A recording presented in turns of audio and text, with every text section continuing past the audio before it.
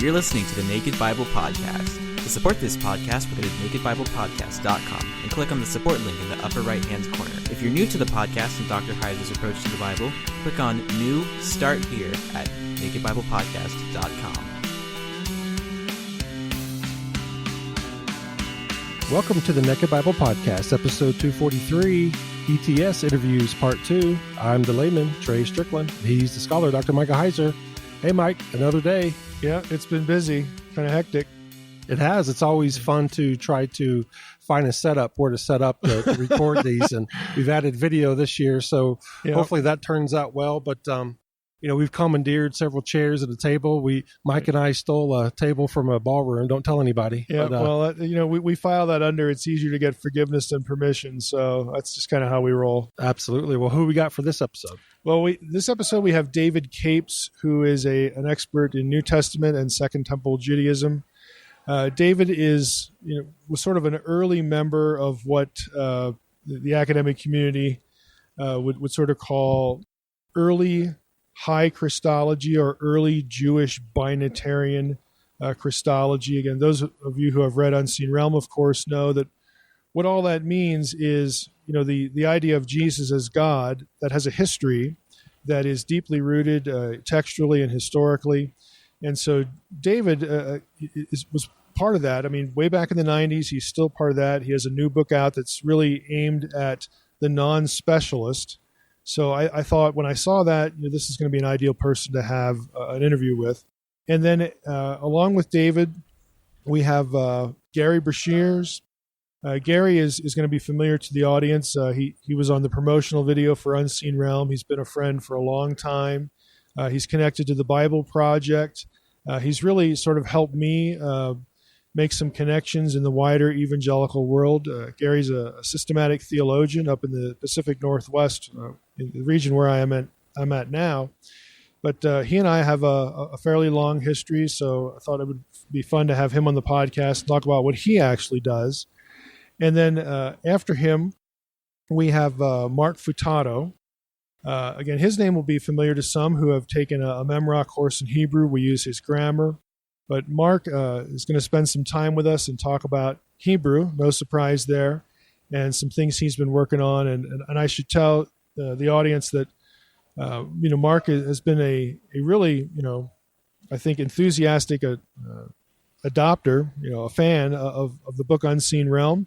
So unlike Gerry, that I had this history with, Mark comes along and really, again, has appreciated the work. But we're not going to talk about that. We're going to talk about what he does again. That's the whole purpose of what we're doing here. Hi, everybody. We're back at the annual meeting of the Evangelical Theological Society here in Denver. And with us now is Dr. David Capes. And if you are a close reader of Unseen Realm, that name will be familiar because he's in the footnotes to the book. David is one of the leading scholars in early high Christology. And I'm going to ask him to introduce himself, basically where he teaches, what he teaches, degrees, whatnot, however you want to introduce yourself. Okay. And then for the sake of the audience who might not be as up to speed, tell us what early high Christology is. Okay. Thanks so much. Yeah. David Capes, my name. I teach at Wheaton College. I'm the dean of the Biblical Theological Studies program at Wheaton College, which includes undergraduate and graduate studies.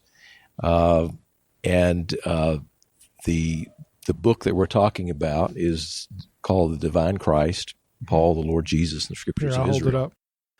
Yeah, I've been at Wheaton College only a couple of years. Before that, 25 years teaching at Houston Baptist University. And I'm one of the people involved in the early high Christology club.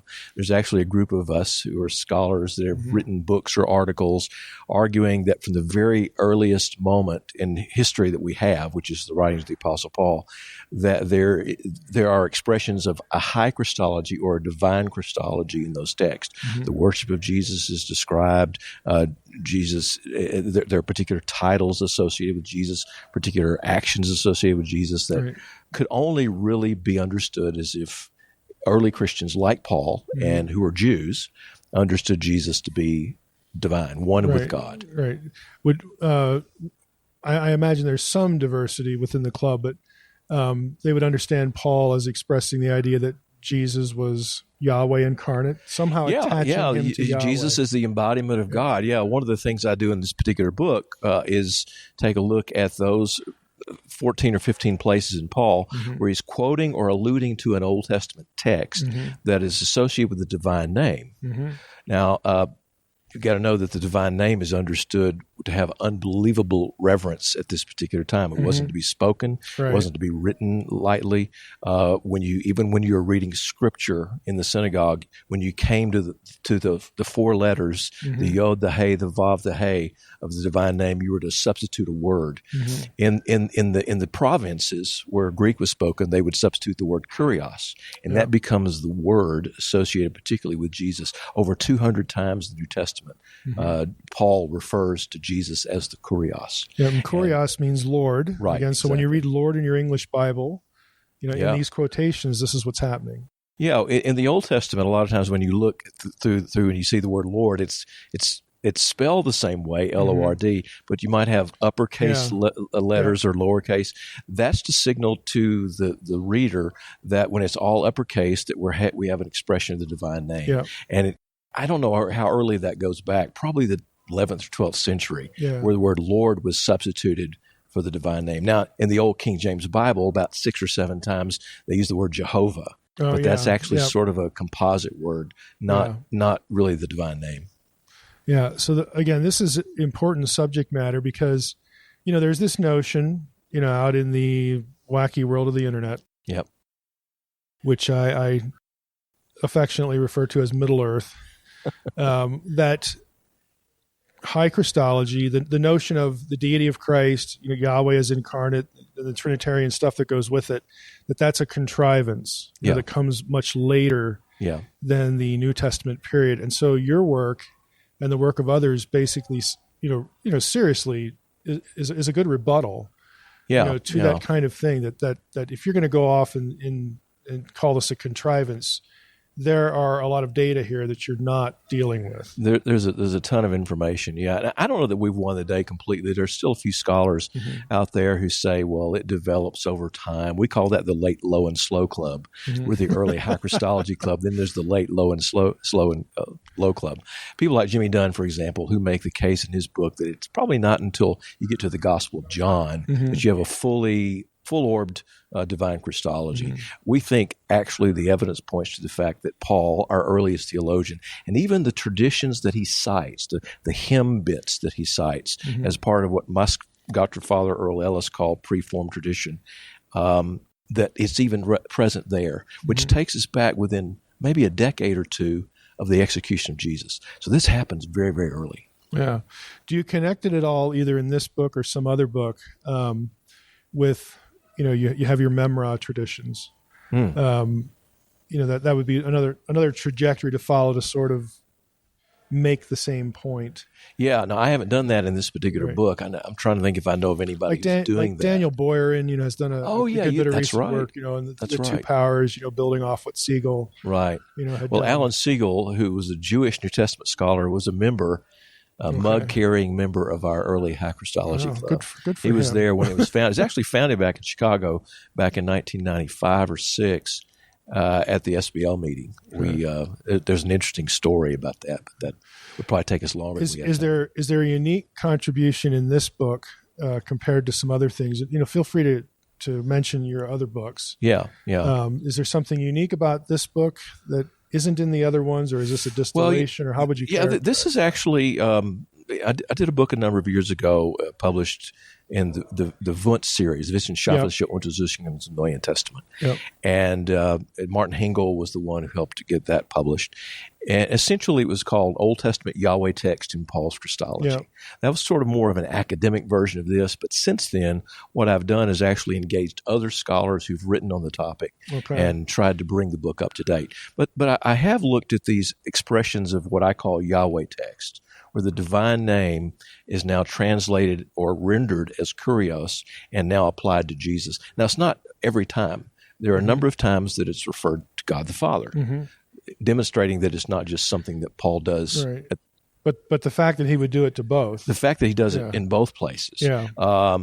is to both figures becomes very significant for me. So or make that argument there. Also take up some things that Chris Tilling has written about in his book, Paul's Divine Christology, where I think he makes a wonderful case that the in a sense the language that is associated with the relationship of Yahweh to Israel is now sort of taken over by Paul to say this is the right way to speak about the relation between Jesus, the Lord Jesus, and his church, his people. So interesting relational. That's an interesting, sort of, for lack of a better term, a roundabout way again to make the same point. Yeah, I think a number of us are making the same point. Larry Futato is a good friend of mine, teaches University of Edinburgh, and he's made the case that from very early on we see Jesus being, in a sense, an object of worship among early Christians. That and he calls it Christ devotion. That's his term. And he's written about that in the book, Lord Jesus Christ, among other places, that when you look at the behavior, the disposition, it wasn't just what people believed. It's about religion. It was about what people did. And how did they refer, were their bodies and how was their disposition toward Jesus? Yeah. And it really can only be one described as one of worship. Yeah, well, Larry and I mean, I don't spend a whole lot of time with Larry, but Larry's one of the few scholars who's actually read my dissertation. All right. And he actually told me he read it twice. We have one sort of disagreement. I think that the binitarian structure is actually evident in the Old Testament as well. And that I heard a paper on that this morning. It's a precursor, it's a category precursor, to help kind of parse what comes later. And it becomes...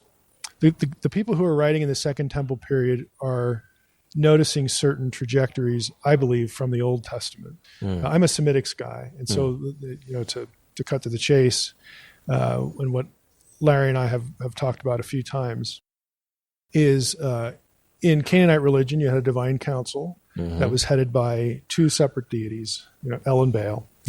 And to me, it's significant that not only does Yahweh get El language attributed to him and Baal language attributed to him, sort of fusing those two into the one, God of Israel. Right. But a second figure also gets Baal language, and Baal is the number 2 guy in the Canaanite pantheon. Was it Margaret Barker's argument as well? Barker, I would disagree with Barker because I think I don't want to say Barker is more of a polytheist, but she sees some of the same things, but she sort of works a different evolutionary arc that still includes an evolution from polytheism to monotheism. I don't believe in that trajectory. I think it's inherently incoherent at points. And I don't want to digress too far, but you have the binitarian or the two deity structure from Canaan. I think gets mimicked and altered in Israelite religion, where you have a transcendent Yahweh, an invisible Yahweh, and then a physicalized Yahweh or an anthropomorphized Yahweh, applying, essentially filling Ezekiel both slots. 1, seeing the Kavod Daniel Yahweh. 7, Daniel the big 7. thing that was important to Siegel, the Son of Man passage, Right. in his book, The Two Powers, it drew so much attention. Right. And Siegel in his book says that he thought that the whole Two Powers thing came from divine warrior stuff in the Old Testament Israelite religion. He's correct in that, but it's actually a bigger picture than that. So,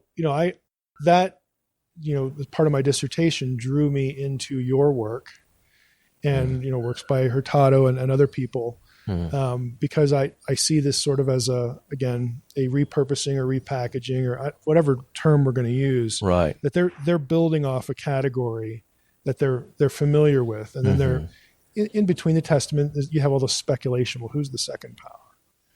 Who's the divine man? From Ezekiel 1 and Daniel 7, and it's either a deified human or a special angel or something like that. Yeah. But you have the category is the important thing. That's it. Okay. And then that gets built on. So I'm a Semitic guy, but I read a lot of Second Temple stuff. And New Testament as it relates, to this kind of material. To this question. Yeah, it's really valuable. And our audience, since our podcast, we get into a lot of these subjects. We're very content oriented, and people are starving for content. They really are. I think that's true. And they've picked up on a lot of these things and found it really interesting. So when I saw your new book, come out, I thought, this is a good time to talk to you. Good time to talk about this. Yeah. Glad we're together. Yeah, for our audience, you need to get the divine Christ, and I'm glad you characterized it the way you did, sort of a readable, not less scholarly, but written for someone who isn't a specialist. Written for a broader audience. Yeah. We try to put it on a shelf that people could reach, basically. Yeah, this is, and it's going to be more affordable, trust me. Yeah. Than the academic literature. Yeah, so font volumes are about $70. This is about $20, $25. I know. It's like just, you go to the Brill table or Moore Seebeck and take out a loan. Yeah. The Divine Christ, again, highly recommended that if you're interested in high Christology and some of the things we've been talking about, please get the book. You'll find it very interesting and rewarding. So thanks for spending some time with us. Glad to do it. And enjoyed the time. Thank you.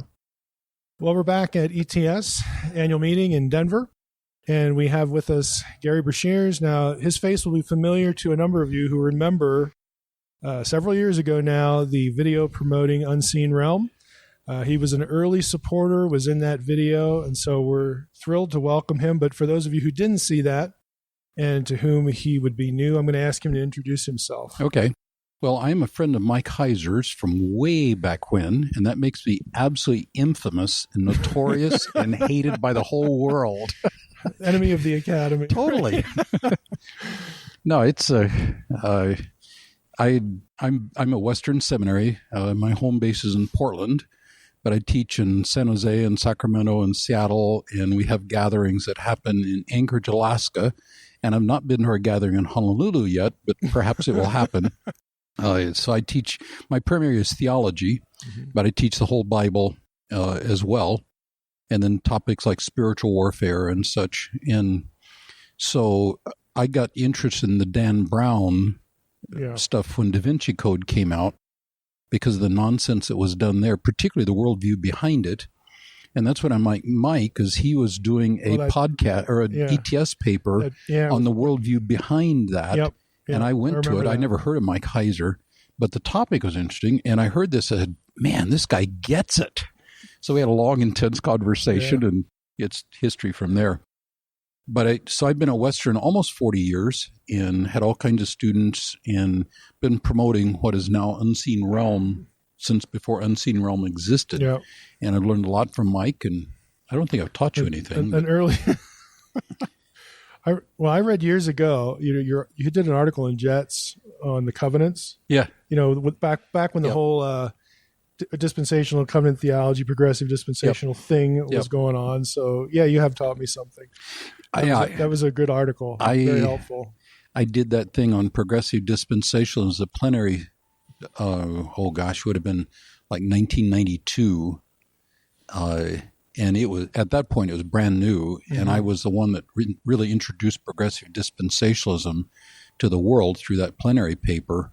It was a study group we had here at ETS. And, I've always been causing trouble for people. And that's why you and I like each other so much, I think. It must be. And by the way, progressive there is a good term. Yes. This is it's not like a liberalizing of anything, but progressive dispensational is sort of a mediating position between your covenantal and your sort of ryrie.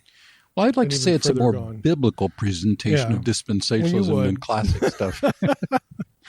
We do continuity between Israel and church as well as discontinuity, where classic dispensationalists, the two are never connected. Right. And in covenantalism, there's really not much difference between them. And that's been developed a lot since then. Either of the old systems or the other systems, I should say, it's an either or, but with progressive, it's a both and.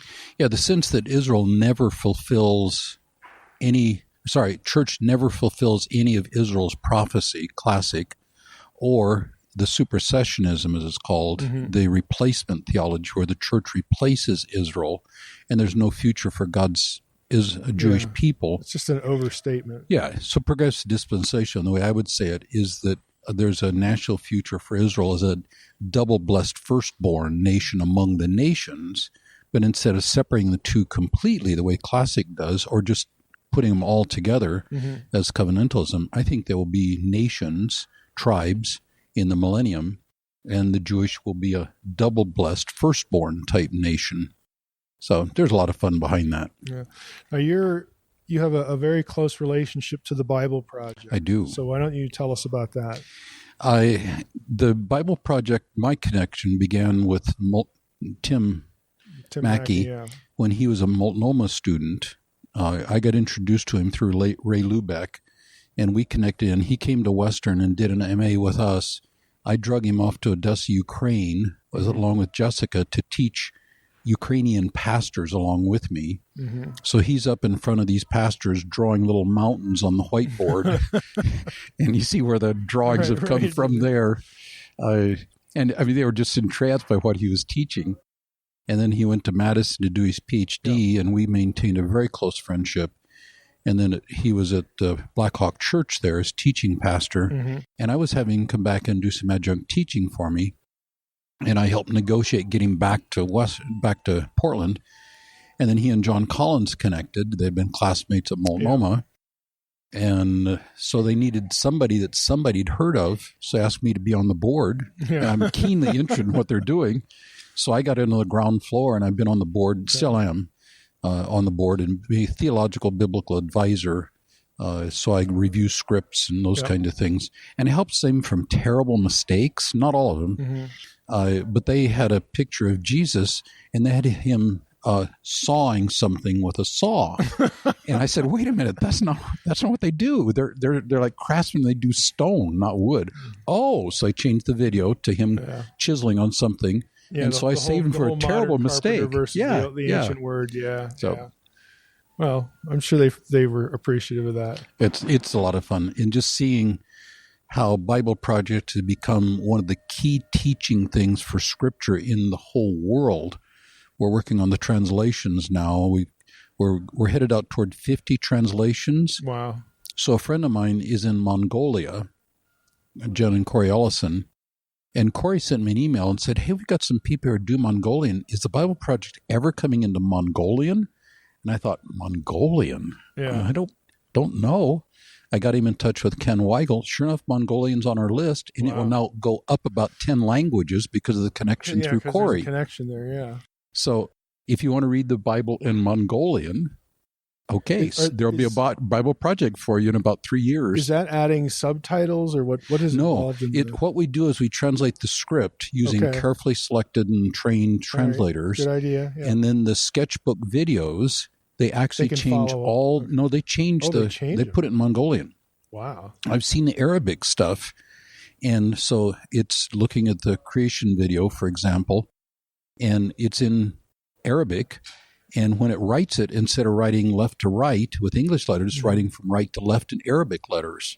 It's entire change on that. So it's a high-level translation team that views professional video people. That's a lot of work. As well as, it's about, it runs $50,000, $70,000 a translation. Yep. And so we're having people fund it. There are people who really want the Bible Project in the major languages. So it's very fun to see this happen.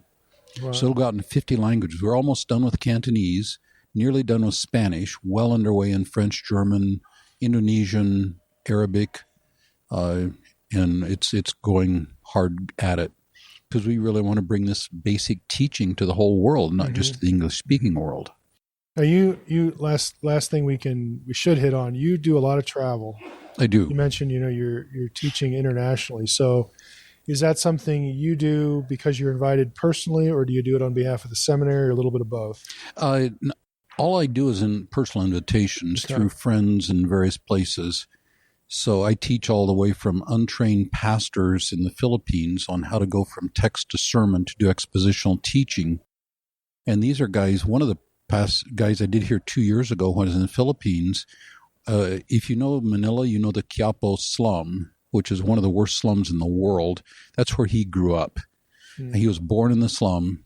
At 5 years old, he hated his dad so bad that he said, "I'm going to survive and kill that man." At 5 years old. I mean, his life was that hard. At 13, he was desperate for food, went into church because they would give him food, joined the youth group, was doing a drama where they were competing among churches, and the church that won this drama competition would get a cash prize, and the guys told him, "We'll give this to you if we win." Well, they're doing the Good Samaritan video. Mm-hmm. So if you got a really tough slum kid, what role would you give him in a... Right. He's the robber, of course, who beats up on the Jewish guy. Well, he got a little carried away with it and hauled out his switchblade and went after him, was going to kill him. Well, that one didn't go over real well. Right. He ended up in jail on assault charges, got saved in jail. I mean, genuinely saved. And the chaplain said, you need to go back and forgive your father. And he said, I'll kill the blankety blank, but I'll never forgive him. Yeah. And the guy just listened to him, showed him scripture, and he went back to his home, found his dad, not stone drunk, but typically drunk. Right. He picked him up off the chair, hugged him, and said, I forgive you, Dad, and felt his dad hug him back. 2 years later, he baptized his father. Wow. He was one of my students in the Philippines. Boy, yeah. 2 weeks later, I was teaching Doctor of Ministry students at International Graduate Student School of Leadership. I get to do everything. Yeah.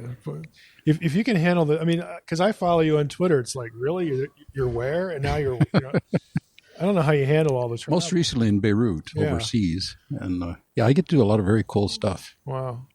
Well, thanks for sharing a few minutes with us, telling us about yourself and what you do. And I'm sure the audience is going to, now you're going to be on the map now with them. Oh, yeah.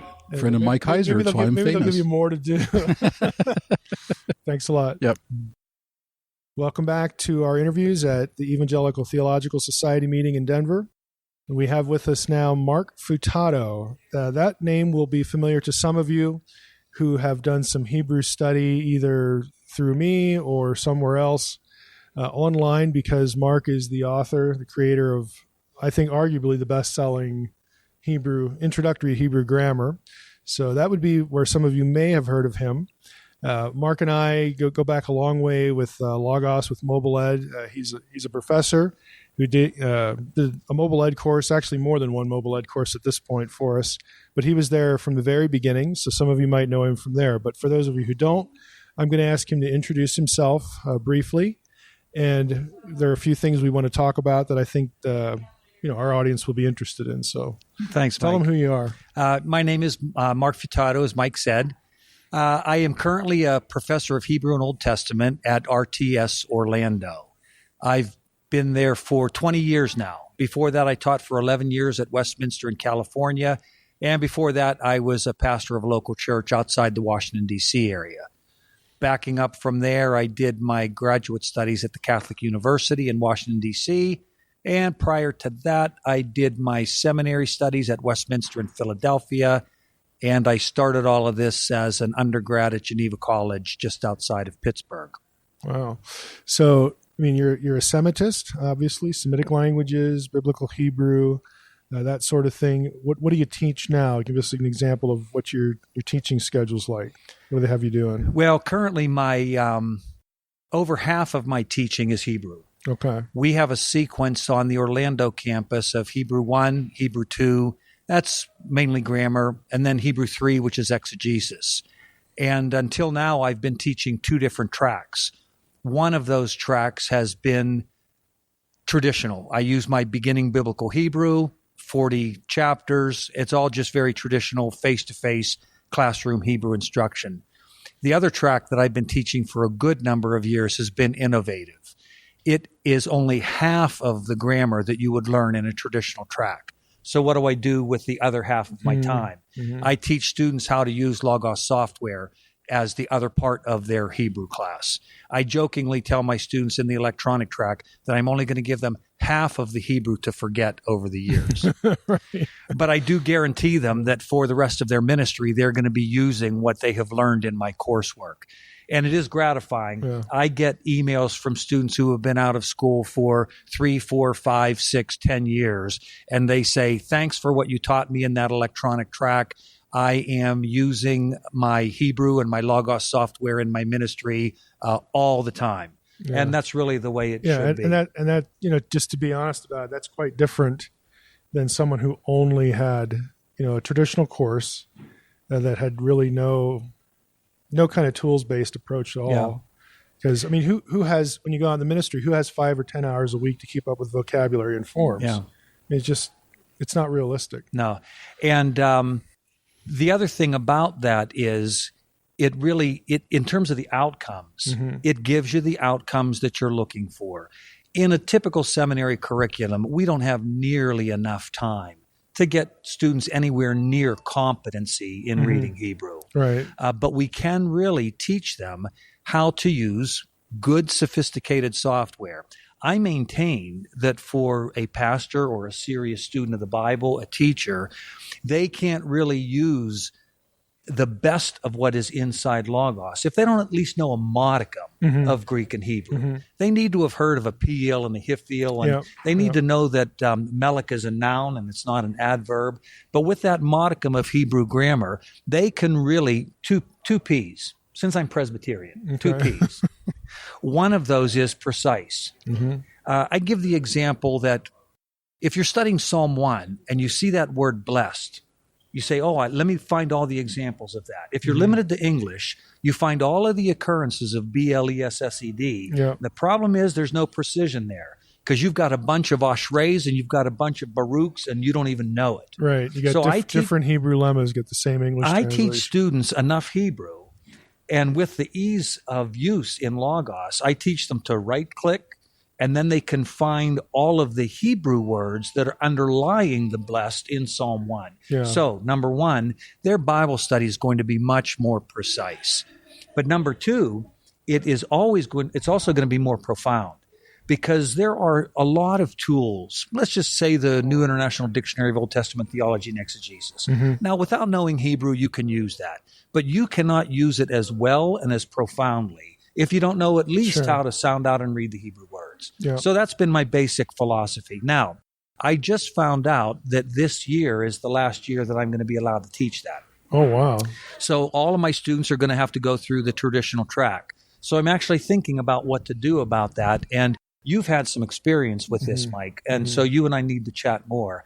I'm actually thinking about how to perhaps expand my basichebrew.com website, which is just the Hebrew lessons and just the Logos lessons, and turn it into a subscription-based Hebrew course, Hebrew 1 and Hebrew 2, because I really think that it's valuable, not just for people who are studying for professional ministry, but for anybody in the church who wants a more precise and more profound understanding of the Bible. So over the coming year, I'm going to be looking at how to maybe start to teach that on my own. Something like what you've been doing. So now, you had in the few minutes we had before we went live here, you mentioned that there's an MDiv program at RTS that is largely distance. Yes. Where I want you to talk a little bit about that. But where does Hebrew fall in that program? Okay, a couple of things. First, I'll talk about the program as a whole. RTS has always been a league leader in terms of seminary education and being online. I think we were the first to offer a fully online MAR. So we've been in this game a long time, and under David John, we have some really good leadership. On the Orlando campus, well, let me back up a minute.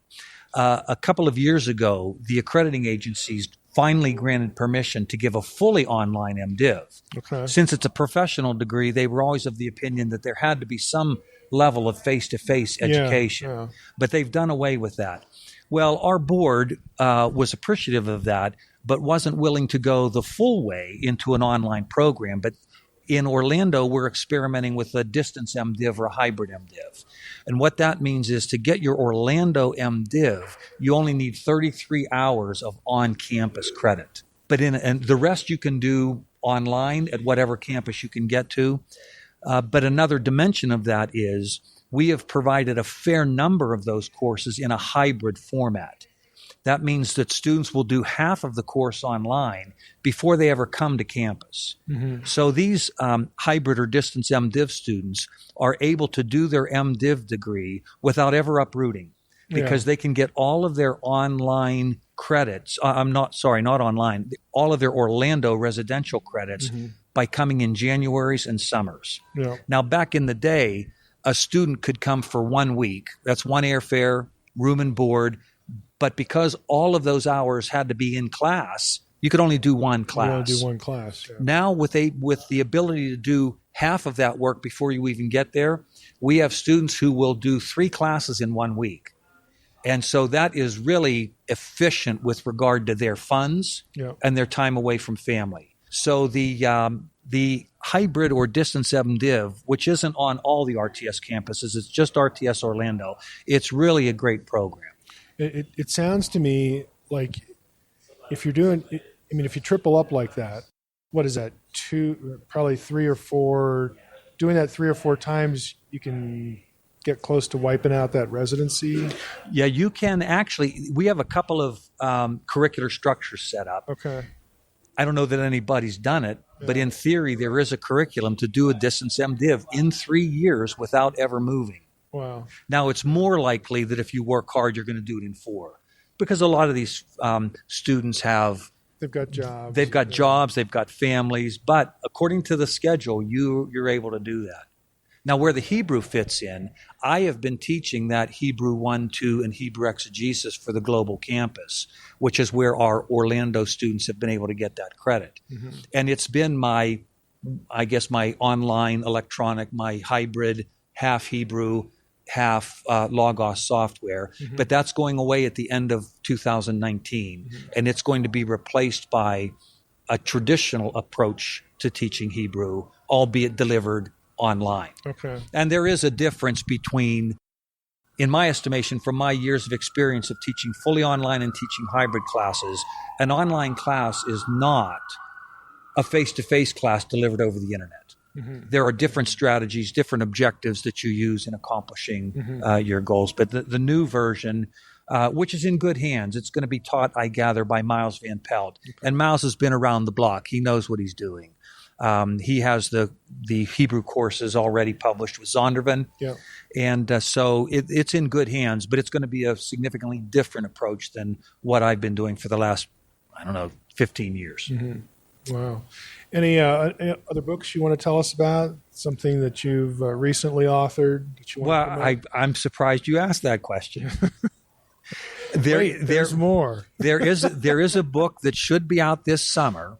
So as you're thinking about what do I buy my friends and family and neighbors and pastor and everybody that I know at work, what do I buy them for Christmas? Right. It's called An Introduction to the Hebrew Accents. Okay. You laugh. You're right, I am. But I will say, out of all the books that I've ever written, this hands down has been the most fun book I've ever written. Okay, now are you doing that with an angle toward how this is an exegetical aid? Absolutely. Okay. Because that's a huge value add.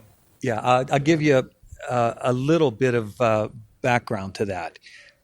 I'm not a philosopher or the son of a philosopher, but when I went to seminary, I was trained in the school of Cornelius Van Til. Okay. One thing I took away from Van Til was the idea that you don't have to have exhaustive knowledge in order to have true knowledge. Mm-hmm. And I think with regard to the Hebrew accents, 2 mistakes are made. One, sometimes if somebody does want to teach them, they feel like students have to know absolutely everything about the accent system. And students are going to get lost in the forest for the trees. We do not need to turn them into Masoretes in order to have them use the accents exegetically in a beneficial way.